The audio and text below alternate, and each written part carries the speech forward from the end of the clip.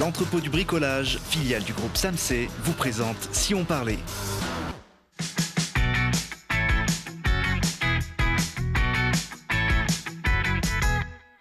Parce que c'est important de regarder aussi ce qui se passe près de chez nous. Télé Grenoble vous donne la parole tous les jours, du lundi au vendredi à 18h15, 20h15 et 23h15. Aujourd'hui, avec nos invités, on va se plonger dans l'histoire des brûleurs de loups, grimper des parois glacées et éphémères et se faire une bataille de boules de neige de compète. Et pour parler de ces sujets, je reçois Pierre Géraldi, spécialiste français du Yugi Kassen. Bonjour. Bonjour. Alors, Yugi Kassen, ça veut dire bataille de boules de neige en japonais. Exactement. Et on verra que ça se décline en version un peu compétition. Tout à l'heure, en face de vous, Benjamin Agnel. Bonjour Benjamin. Bonjour. Ancien joueur pro de hockey sur glace et notamment des brûleurs de loups. Tout à fait. Aujourd'hui, directeur de la patinoire Pôle Sud. C'est exact. Et puis Jean-Roland Guillot. Bonjour. Guide de haute montagne, Jean-Roland, qui est venu avec ses outils de travail, le piolet, les crampons et les chaussures d'alpinisme, puisqu'on va parler avec vous d'une discipline qui se pratique souvent dans des endroits un peu reculés, la cascade de glace. Il faut souvent marcher dans des espaces un peu techniques pour arriver à ces endroits reculés, sauf à un endroit, Lens-en-Vercors, centre du monde, sur le plateau au-dessus de Grenoble, où se situe un site un petit peu particulier. On va le voir en image. Il est juste à côté du village. Il y a quelques pistes pour 3 débutants. minutes à pied. Et se trouve ce site de cascade sur glace qui est naturel sans l'être, on peut dire. Ouais, c'est ça. En fait, l'arrivée d'eau, elle est artificielle, en sens qu'il y a une pompe qui va nous aider à catapulter, à projeter de l'eau. L'eau, elle va geler, on ne peut plus naturellement. Et voilà. Et nous, après, du coup, on la façonne, on en prend soin, et puis on accueille en tant que professionnel, on accueille des groupes, et les gens, ils se font bien plaisir. Il y a combien de mètres de hauteur? Il y a une trentaine de mètres de haut, et puis il y a une douzaine de lignes d'ascension différentes. Alors il y en a pour les petits loups, il y en a pour les gros costauds, il y en a pour vraiment tous les goûts, toutes les couleurs. Tout le monde se fait plaisir. Et surtout hyper accessible. Il y a des parois qui vont être assez raides, d'autres hyper vallonnées, en tout cas toutes bien gelées. Avec du matériel de qualité mis à disposition, et du coup tout le monde se fait plaisir, c'est fait pour que ça fasse. Alors c'est un équipement unique en Isère, peut-être même au niveau des Alpes, d'avoir une cascade de glace comme ça, pratiquement à la maison au pied d'une station et englacée de façon naturelle, puisqu'il faut qu'il fasse froid.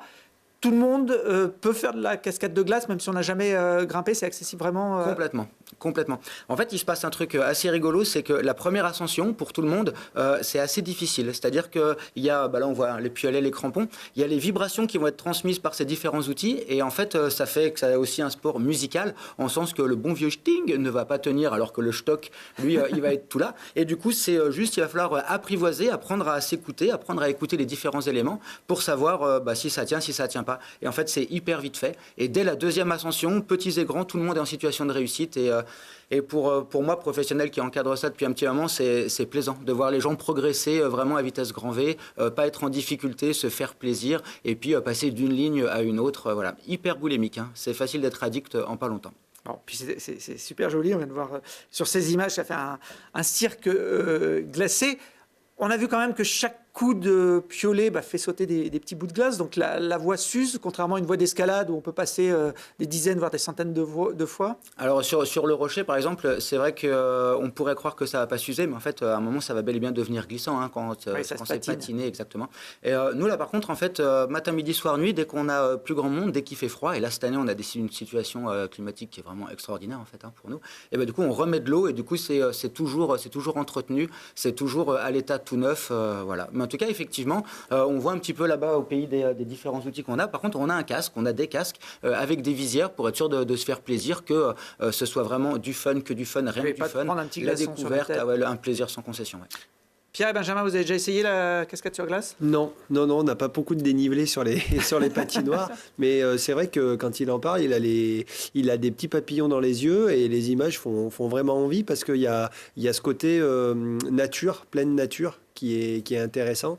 Et j'ai même vu des images de nuit et ça donne en plus une image différente avec des reliefs, etc. C'est tentant. Vraiment, belle. En tout cas, c'est agréable de voir ce site. Ah, effectivement, mais de nuit, effectivement, on a mis des projecteurs et du coup, il y a une ambiance qui est vraiment sympa. En fait, il fait pas beaucoup plus froid la nuit. Juste par contre, la montagne, elle est vraiment complètement silencieuse, puisqu'effectivement, comme on disait tout à l'heure, on est hyper proche du domaine de l'Aigle et puis du téléski. On est juste au-dessus, c'est ce qui fait qu'en 3 minutes à pied, on y est. Mais là, par contre, la nuit, c'est calme, les étoiles, la pleine lune, la forêt qui est juste là. Et c'est vrai que il y a un silence, une torpeur qui est plutôt plaisante. On entend juste le bruit de la glace et tout ça. Il faut compter combien de temps pour monter finalement Dans la session, en fait oui. En général, au bout de 3-4 heures, en fait, les gens ils commencent à avoir un petit peu mal au bras parce que c'est quand même du sport. Parce que ça peut durer 4 heures. Oui, non, les gens, d'une manière générale, ils font sur la douzaine de lignes qu'on peut installer, ils en font entre 6 et 8. Et vraiment, comme ça, ils se sentent progresser au fur et à mesure. Et puis, à un moment, c'est l'heure de passer à autre chose. Ah, c'est pas une montée et une descente. Ah ouais, non, les gens, là, ils grimpent. Non, c'est en sens que, du coup, l'intérêt de la première montée, c'est vraiment de découvrir ces nouvelles sensations, de pas se sentir en situation d'échec, mais vraiment, ah oui, ça y est, là, j'ai compris. Là, et après, d'apprécier. Exactement, ouais. Et du coup, là où c'est assez sympa, c'est que vraiment, les gens, ils progressent, mais hyper vite. Et des fois, certains, ils restent grimpés assez longtemps. D'autant plus que quand les gens sont grimpeurs, puis nous, ici, sur Grenoble, on a quand même un culture de grimpeurs, tout ce qui est de déplacer son corps à la verticale et tout ça, et non pas à l'horizontale comme sur la patinoire. Mais du coup, là, il y a une gymnique que ça y est, ils ont d'ores et déjà intégré. Ils ont juste à comprendre les nouveaux outils qui, encore une fois, sont faits pour que ça fasse. Et là, ça y est. Et là, du coup, on redescend en moulinette, ouais. C'est-à-dire que les cordes sont déjà accrochées depuis le haut. C'est-à-dire que c'est totalement safe. Et voilà, l'assureur, il va assurer avec un appareil qui s'appelle le Gris-Gris d'une marque de chez nous d'ailleurs, du Dauphiné. Petzel, voilà. Pas la cité. Et du coup, que ce soit pour l'assurage ou pour l'ascension, du coup, matériel top qualité. Et puis vraiment, s'il y avait le moindre morceau de glace qui était susceptible de tomber, de lâcher, il y a la sécu derrière. Moi, je l'ai déjà enlevé pour que vraiment les gens, champions du monde ou complètement débutants, ils soient en situation de sécurité et de plaisir. Alors, je précise que les images qu'on a vues de nuit sont toutes fraîches. Elles ont été faites il y a quelques jours par Joey Boccaccio de Trem Production qui nous a livré ce matin pour l'émission. Ça coûte combien si Benjamin a envie d'aller se tester sur une session de quelques heures Alors en fait, nous on en demande 40 € par personne. Il n'y a pas vraiment de limite de temps à part celui du mal au bras ou de l'appel de la crêpe au chocolat parce que ça c'est quand même important. mais sinon moi en fait c'est exactement ça. En plus il est super, il s'appelle Étienne. Et du coup je me refuse à mettre comme si c'était un parc-mètre ou un chronomètre, un compte à rebours. Et du coup 40 € par personne. Dedans il y a le prêt du matériel, que les gens ils en aient ou pas. Nous, en tout cas, on en a. Encore une fois, du matériel de qualité. Et puis, l'encadrement par un professionnel, un guide de haute montagne qui supervise, qui accompagne. Du coup, pour les complètement débutants, c'est parfait. Là, on a eu une clientèle assez rigolo ces derniers temps. Il y a le probatoire du guide de haute montagne qui va arriver. Et du coup, moi, j'ai été entraîneur de l'équipe France de cascade de glace pendant 5 ans. Et du coup, c'est sur des détails, sur le positionnement et tout ça. Là, c'est un autre regard, une autre approche. Et du coup, c'est rigolo parce que du complètement débutant au futur professionnel, qui aura le même diplôme que moi dans un moment, du coup, on arrive à échanger et puis tout le monde se fait vraiment plaisir. C'est un peu comme nous à Pôle Sud, on fait du loisir et du haut niveau. Ouais, c'est vrai, le mix voilà, et en plus, quand on a des sites un peu particuliers comme celui-là, c'est-à-dire que là, on ne travaille pas sur du gazon ou des choses comme ça, c'est un produit un peu particulier. Le fait de pouvoir faire profiter toutes les disciplines, enfin en tout cas tous les niveaux de cette discipline, je trouve ça intéressant. Après, il faut le cumuler, on envoie des boules de neige et quand on les a touchées, ça vaut 10 points. C'est ça. Ça peut être intéressant. On en reviendra sur les règles, mais dès qu'on est touché, on est éliminé. Mais voilà, hop, terminé. Terminé, donc rester plus longtemps, vaut mieux les éviter. Les gens, ils ont juste à venir avec une paire de petits gants pour grimper, une paire de gros gants pour assurer, comme ça, plaisir sans concession, on a chaud tout le temps. On enlève les vêtements quand on grimpe parce que mine de crayon, c'est du sport et du coup, on n'a pas froid. On remet la veste quand on a fini, pourquoi pas un thermos de thé et en avant Guingamp. Il va chaud. Je crois que vous chauffez des chaussures même. Ouais, tout, du 36 au 47. C'est merveilleux. Et pour les tout petits, on met les crampons sur les chaussures de ski et du coup, ils y arrivent. Là, on a eu la visite d'une copine qui s'appelle Chloé qui a 4 ans. 4 ans, Chloé. Et elle a grimpé. Et elle a grimpé et vraiment en situation, alors pas les itinéraires les plus durs, mais en tout cas, ceux qui étaient adaptés pour elle, elle a bien réussi. Ouais. C'est à découvrir cet hiver à Lens-en-Vercors. Il y a les infos pratiques sur le site de la station de Lens-en-Vercors, de l'Office du tourisme. Et puis, Jean Roland vous attend pour vous initier à cette grimpe qu'il faut au moins faire une fois dans sa vie. Profiter des vacances. Et là, super bonne magnifique. Oui, en plus, les conditions sont bonnes en ce moment. Cette année, c'est extraordinaire. Très bien. On va continuer à parler de glace avec Benjamin. On va non plus être dans la position verticale, mais plutôt dans la position horizontale, verticale. Oui, parfois on est vertical. L'idée, c'est quand même d'être vertical. Oui, pour le joueur qui est sur la glace. Voilà, parce que parfois on est à l'horizontale, effectivement. Vous avez été hockeyeur professionnel pendant une quinzaine d'années. Oui. Je crois que vos débuts, c'était en 1991. Exactement, sur le premier titre de Grenoble. Après, professionnel, j'aime pas toujours ce terme. Oui, dans le hockey, c'est moins vrai que dans notre sport. En fait, on était vraiment dans le début du professionnalisme, au sens où il y a un moment où on pouvait pas faire que ça. Mais mine de rien, quand on avait 2 matchs par semaine, des entraînements tous les jours, ça demandait des concessions et on avait des joueurs étrangers, mais on était quand même tous obligés d'avoir un parallèle. Et pour beaucoup, on était étudiants et on continuait des études en parallèle pour pouvoir assurer notre fin de carrière. Voilà. Alors, j'ai une petite photo de vous, genre vignette Panini des premières années. C'est ça. C'est ça. Mais elle est bonne. Elle est bonne. Hein, c'est une équipe de France. On vous reconnaît bien. Voilà, exactement. En équipe de France que vous avez avec aussi. Avec la glace, hein. Ça peut attirer le moniteur, là, mais on avait déjà l'image de la glace. Vous avez aussi côtoyé l'élite française. Vous avez participé aux Jeux Olympiques de 94 à Lillehammer et vous avez même marqué un but contre les États-Unis. Exactement. Les États-Unis, c'est l'ogre du hockey à l'époque. C'était l'ogre. On a fait match nul. On avait fait match nul contre les Américains et on avait perdu 3-2 contre les Canadiens. C'était des belles expériences. Là, on vous voit d'ailleurs en photo juste après votre but. Je ne sais pas si vous vous souvenez. Je m'en souviens très bien. Ouais, parce qu'on marque. Enfin, on les avait déjà bien titillés parce que quand il y a un tournoi olympique, on fait toujours un tournoi pré-olympique. Et ce même gardien-là, qui était déjà prévu dans les ligues américaines du Canada, donc la fameuse NHL, il jouait dans cette équipe. Enfin, il était dans une équipe et mis à disposition pour l'équipe nationale. Et en match préparatoire, j'avais déjà marqué un but contre lui. Et les copains avaient dit, oh là là, il marque pas des points au niveau de sa Ligue nationale. Et le jour du championnat, je lui en marquais un. Donc, je sais pas ce qu'il a continué après, mais c'était compliqué parce que faire match nul contre les Français, c'était pas une. Ah oui, c'était presque un drame. C'était presque pour un drame. Les Américains. Ouais, surtout qu'on a mené au score pendant longtemps, donc c'était compliqué. Mais ça montrait aussi que le hockey français, et c'est pas notre génération qui a vraiment marqué le hockey français. C'est la génération un peu avant, avec les Christian Pouget, Boson, etc. Et donc moi, j'ai eu la chance d'arriver en 91 dans cette équipe-là, avec la moitié de l'équipe de France à Grenoble, la moitié de notre équipe de France à Rouen, je simplifie, mais c'était un peu ça. Et j'étais un jeune joueur et on a été un peu élevé à la dure parce que quand on est jeune dans une équipe avec des joueurs d'expérience, si vous n'êtes pas trop mauvais, vous vous mettez en concurrence et on vous montre qu'il faut gagner sa place. Et ça tire vers le haut. On vous a pas proposé de carrière aux États-Unis après cette démonstration aux Jeux Olympiques ? C'était pas encore dans la. C'était pas encore dans l'air du temps. Il y a quelques années plus tard, il y a Philippe Boson qui a eu la chance de partir, d'être recruté justement sans passer par les filières, parce qu'il y a toute une histoire. Normalement, il faut aller dans les filières de jeunes, de recrutement pour pouvoir après être dans les antichambres de la NHL. Et là, depuis quelques années, ils font appel à des joueurs comme ça en disant ils sont bons dans leur championnat et les championnats européens ont vraiment la cote au niveau de la NHL, c'est-à-dire que maintenant c'est un championnat qui est réputé et on va récupérer des joueurs. Et depuis quelques années, il y a des joueurs français qui ont pu partir jouer au Canada sans obligatoirement passer par ces filières-là. Et le plus bel exemple qu'on ait, c'est un Grenoblois et on a été champion de France avec lui. C'est Christophe Huette et qui fait partie un peu des références du hockey français parce que à l'image de Tony Parker au handball, c'est quelqu'un non seulement qui a joué en NHL, mais qui a aussi gagné des titres.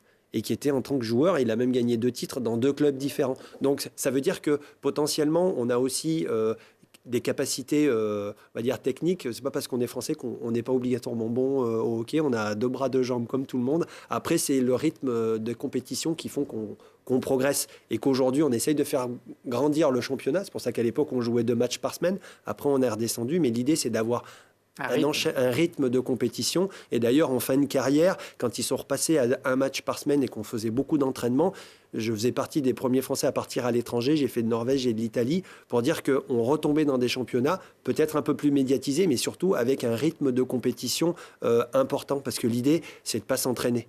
C'est de faire des matchs pour progresser. Les matchs, ouais. Et c'est le rythme. On n'est pas vraiment dans les mêmes disciplines au rugby. On enchaîne les matchs, mais parfois, avec la violence des chocs, etc., ils ont du mal à enchaîner plusieurs matchs par semaine. Alors que nous, même si c'est un sport physique, mais on arrive quand même à enchaîner des matchs régulièrement. Et en championnat du monde, on joue 2 matchs, on se repose un jour, on rejoue 2 matchs. Donc il y a un enchaînement qui fait que on peut se permettre de faire ça. Et c'est l'essence de notre sport, c'est qu'on a envie de compétition, quoi. On a envie de faire des matchs. Alors j'ai d'autres images qui vont vous rappeler 2 bons souvenirs. Ça, c'est en France. C'est à Amiens. Voilà, c'est à Amiens. C'est la finale du championnat de France. De quelle année ? De 98. 98. Et c'est le but à l'extérieur. Alors là, c'est un peu dommage parce que c'est Martin Rowe là qu'on voit qui marque sur un shoot. Voilà, on est en prolongation. Au hockey, dans les playoffs, c'est comme un match de tennis. Qu'on gagne 5-1 ou qu'on gagne ça fait juste un point. Ou 2-1, ça fait un point. Il faut gagner 4 matchs. Voilà, enfin, faut gagner ces 4 matchs-là. Et là, on est allé gagner un match à l'extérieur. On aurait pu revenir pour gagner à domicile, mais dans ces cas-là, on s'amuse pas à dire on va perdre à l'extérieur, on revient et on gagne à domicile. On a gagné chez les adversaires et à l'époque la rivalité Rouen-Amiens-Grenoble elle était forte. On se retrouve avec Amiens, on gagne chez eux et donc le fameux Martin Rowe qui a marqué en finale a fait un tour d'honneur à la fin. Bah là on le voit d'ailleurs, tout le monde content. Il a fait un tour d'honneur et on prenait, il nous envoyait des pièces, il nous envoyait des trucs et il était tout content en disant envoyer. Et il a réussi des tomates dans la figure parce que les supporters étaient pas contents. Et forcément. Mais le hockey reste quand même une discipline où les supporters s'entendent bien. Et c'est aussi une chance. Ils ont eu un COP un peu compliqué à Amiens qu'ils avaient, on va dire, éreinté en disant bon ben voilà vous êtes interdit de patinoire, mais les supporters en règle générale s'entendent très bien. Et j'ai fait 2 infidélités à l'équipe de Grenoble. J'ai fait 2 années à Rouen, qui était un peu le club adverse. Mais en attendant, les supporters m'ont bien accepté. Quand je suis revenu à Grenoble, il y avait des jeux de voilà, t'es un adversaire, mais il y a du respect. Et je trouve que c'est des valeurs du sport qui sont importantes et qu'on a de la chance de pouvoir vivre. Parce que même s'il y avait de la provocation, on savait qu'il y avait même des supporters. Et là, c'était un exemple concret. Il y avait des supporters de Grenoble qui partaient la veille pour rejoindre des supporters de Rouen qui dormaient chez eux. Et inversement, quand ils venaient à Grenoble, eh ben, ils venaient, ils profitaient de la montagne. Et après, ils étaient face à face et on était quelque part rivaux. On voit mal des supporters de Paris aller dormir chez les Marseillais ou inversement. Exactement, mais c'est quand même important de le souligner. Oui, c'est bien, ça existe dans certains sports. C'est des belles valeurs, voilà. Les BDL, vous avez fait une dizaine d'années avec eux. Vous savez combien vous avez marqué de buts en championnat ? Moi, je les ai comptés. 123. Vous faites partie des 10 meilleurs buteurs de l'histoire du club. Oui, ça, je savais que j'étais pas trop mauvais parce que je suis resté longtemps aussi. J'ai fait beaucoup de passes. Beaucoup de passes. Et vous en marquerez peut-être encore ce vendredi, puisque ces joueurs qu'on a vus, notamment sur le titre de 98, sont encore en activité. Alors, pas hockeyeurs professionnels, loin de là, mais encore capables de remonter sur la glace. Et il y aura un match de gala avec certains grands noms de l'histoire du club. De l'histoire du club, effectivement. En plus, j'ai la chance de croiser, de par mon métier, régulièrement l'équipe première. Et il y a quand même quelques joueurs qui sont en train de me bouffonner en me disant « tu vas marquer, tu vas pas marquer, etc. » Je pense que j'aurai plus de chances de marquer sur Patrick Rolland, pas parce que je le connais, mais qui sera peut-être moins en forme qu'un Orac ou un bon ballon dans la cage. Rolland, mais ça va être le jeu, Patrick Rolland, qui est l'ancien gardien de l'équipe de France et des Brûleurs de Loup, qui sera donc là vendredi soir. Il y aura les frères Bachelet aussi qui ont marqué l'histoire du club. Bonnard. Après, il y a quelques étrangers qui auront pas pu venir. Après, il y aura des joueurs un peu plus anciens par rapport à ma génération, comme Philippe Treille.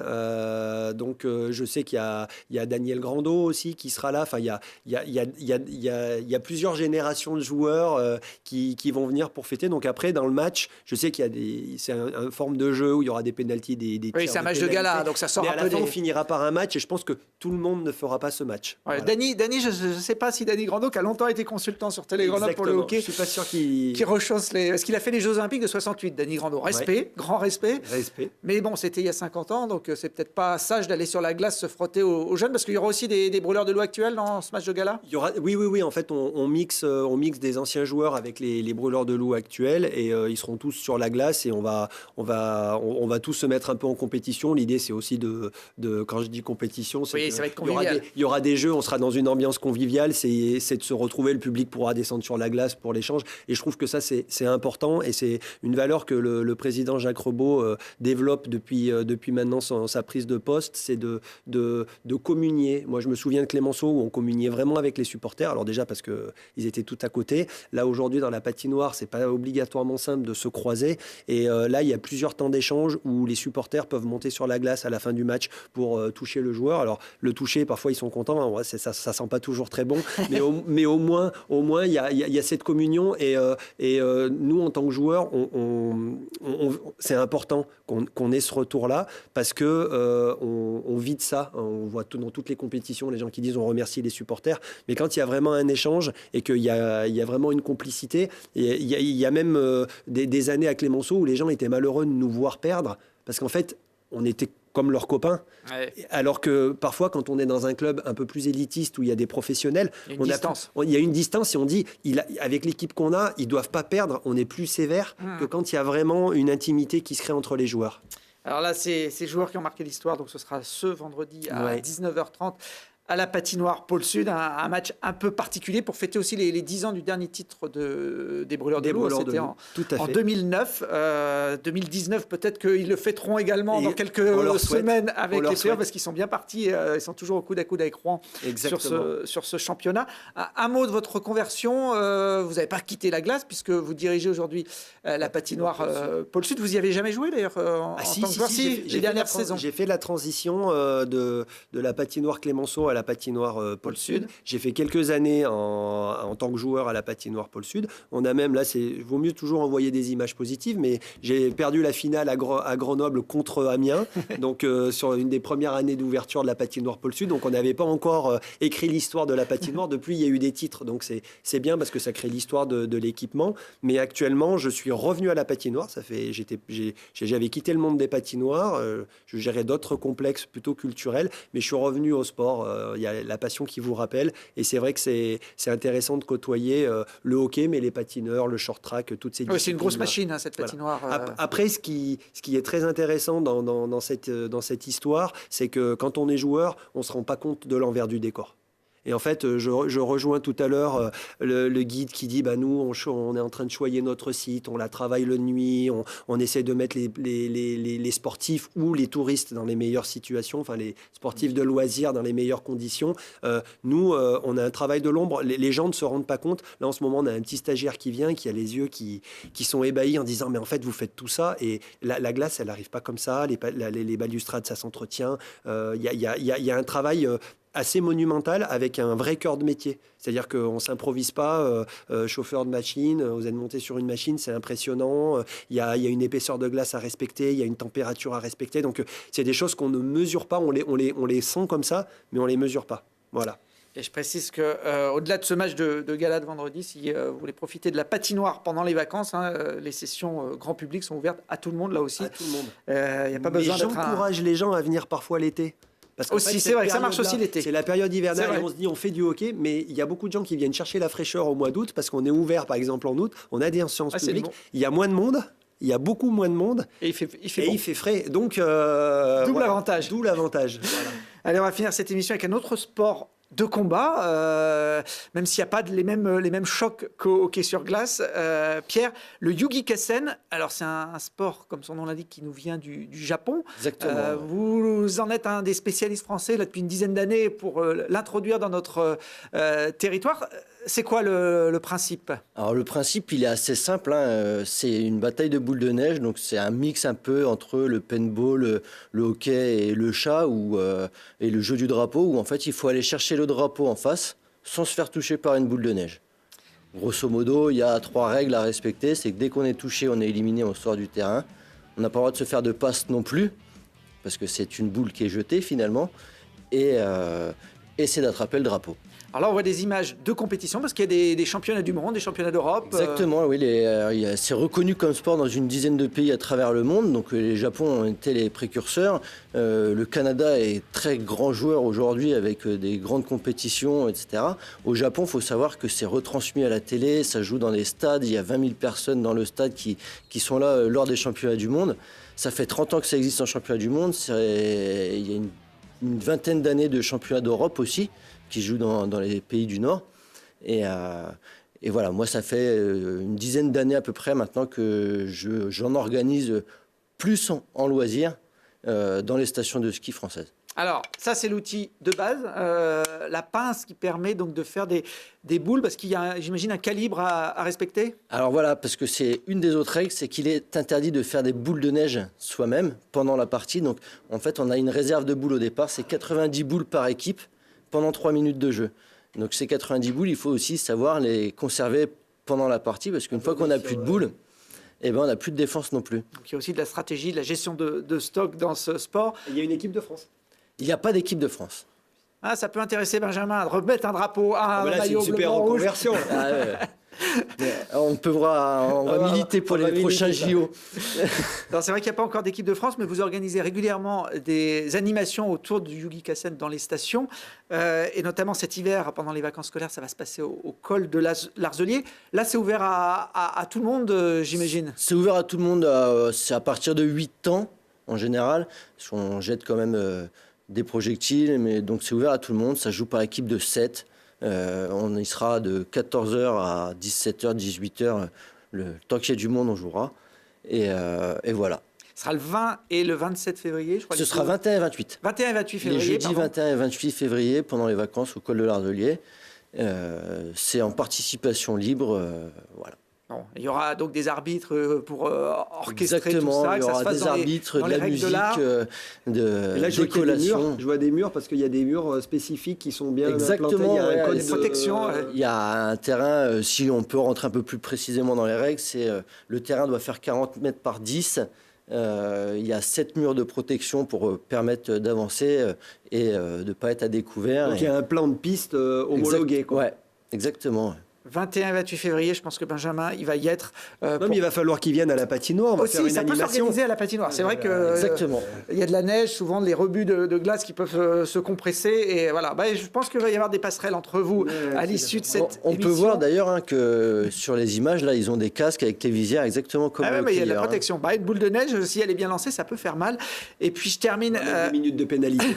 C'est ça. Je termine avec un petit clin d'œil. Vous n'avez pas choisi le col de l'Arzelier par hasard. C'est la seule station iséroise qui malheureusement n'est pas ouverte pour la pratique du ski alpin cet hiver. C'est pas une question de manque de neige. Il y avait des problèmes financiers que la commune avait réussi à résoudre avec un financement participatif. Exactement, malheureusement, juste avant d'ouvrir, il y a eu un incendie plus ou moins criminel. Je ne sais pas où en est l'enquête. Il y a eu un sabotage. Alors, on n'en sait pas plus pour l'instant, mais effectivement, il y a eu un sabotage sur la remontée mécanique principale et sur la dameuse, ce qui a contraint les élus de fermer et de ne pas pouvoir exploiter. Et c'est vrai que de voir cette neige qui est là cette année, cet espace de jeu, ce cadre qui est magnifique en plus, on s'est dit qu'on n'allait pas laisser la station comme ça sans animation pendant les vacances de février. Donc j'ai proposé en partenariat avec la station donc de leur faire une petite animation. On fera aussi des constructions une balade en d'igloo. raquette dans de la neige vierge qu'on finit par une bataille de boules de neige. Ouais. Impeccable. On organisera aussi les mercredis des constructions d'igloo. Et voilà, si vous n'avez pas l'occasion d'aller skier, vous pourrez faire pas mal d'autres choses au col de l'Arzelier, notamment donc le Yugi Kassen les 21 et 28 février. Merci à tous. Bon hiver dans vos activités respectives. Nous on se retrouve dès demain pour d'autres aventures. Merci.